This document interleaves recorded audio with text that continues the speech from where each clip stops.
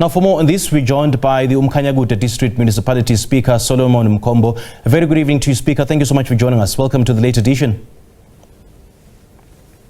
Good evening, Simpiwe, and good evening to the viewers at home. Thank you for having me. It's an absolute pleasure, sir. Thank you so much for joining us. Now, you've indicated that you will challenge the provincial government's decision to place Umkhanyakude back under administration. Can you elaborate on why you believe this decision is unconstitutional? We are left with no option except to approach the courts. Basically, at issue here, which is as a result of the furor, is the flagrant law application of the intervention. This points to the direction there is no capacity within the Cooperative Department as led by Honorable Reverend Buthelezi. His officials are failing to understand that when you invoke Section 139(1)B, there is a procedure that has to be followed. What should have happened in our case? There are a number of interventions which have been followed. Number one, there is Section 154, which talks about support and strengthening the municipality.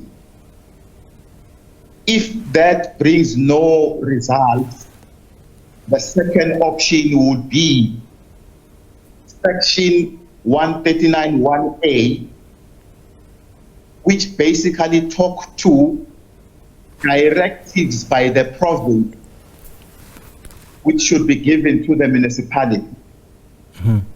Basically, we should have been supported first before they jump into Section 139. So we can't say that we have approached the court for relief, because the MEC has greatly and grossly undermined our constitutional rights as an elected structure. Make me understand this, Mr. Speaker. The municipality has just come out of a 5-year administration period in February. So from your perspective, what has changed since then to warrant this latest intervention by the province? We have ticked all the boxes that were identified as triggers that have led to this 5-year-old intervention under Section 139(1)B. What are these triggers? What are these triggers? Like the appointment of senior managers, dealing with irregular expenditure, dealing with service delivery, particularly providing water to our communities, enhancing capacity within the technical services department, improving our cash flow situation.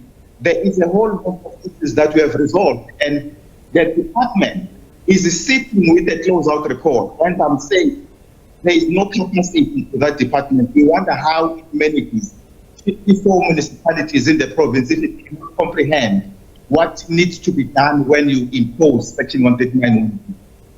Now, Speaker, it's quite interesting that you mention the issue of water provision, because critics argue that repeated interventions suggest systematic governance failures at Umkhanyakude, and water tankers were also allegedly used to barricade entrances from Sunday afternoon in what KZN MEC for Cooperative Governance and Traditional Affairs, Thulasizwe Buthelezi, claiming that it was an instruction from you ostensibly as an attempt to obstruct a lawful intervention aimed at tackling alleged deep-rooted corruption and service delivery failures, including water shortages that have sparked protests in the district.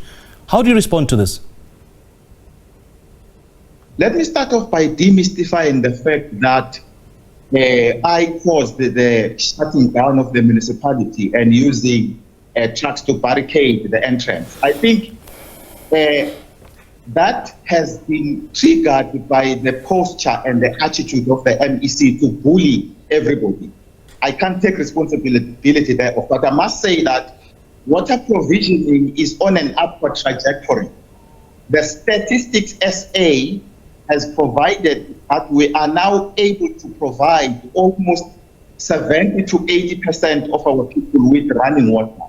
Yes, of course, there are areas we still require our intervention. We can't deny that, because we have been suffering from this backlog for a long time. So there is work that is happening. As I speak to you, we are number 3 in the province in terms of implementing projects using means provided by COPA. But did you issue the instruction to send the water tankers to barricade the entrance? There is no way. It's just that a distraction for them to gain sympathy out of the mess they've created by misunderstanding and misconstruing the implementation of 164. They must use scope gating. So I can't allow that. I want to focus the attention of the people and of the department to say, what is the basis of this intervention that they have now put us under? But then, do you believe that another period under administration will resolve the underlying problems faced by the municipality, or do you see it as exacerbating them?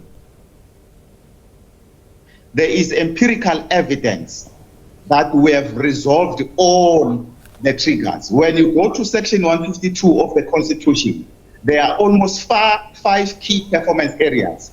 We can give you convincing evidence that we have dealt with almost all of them. Of course, revenue is work in progress, like in any other normal municipality. The issues of irregular expenditure has been reduced from 11 billion, or rather, 6 billion to 1.8 billion. But what they are saying, I think, is motivated by political expediency. The MEC is disguising his political ambitions behind pursuing service issues, good governance. There are a lot of municipalities which are led by IFP, which are knee-deep in quagmire, and he should be using his time and resources to try to uplift the likes of Jozini, who are bankrupt, the likes of Mzinyati, the likes of Utugela, the likes of Umkhanyakude, where guards killed themselves because of the squabbles around money changing hands. There are a lot of issues which I think requires attention from IFP-led municipality. This thing is motivated greatly by the upcoming 2026 local government election. All right, Mr. Mkhombo, great chatting to you. Thank you so much for joining us. Thank you very much. Thank you. Well, the Speaker of the ANC-led Umkhanyakude District Municipality, Solomon Mkhombo, saying that he will challenge the provincial government's decision to again place the municipality under administration as it is unconstitutional.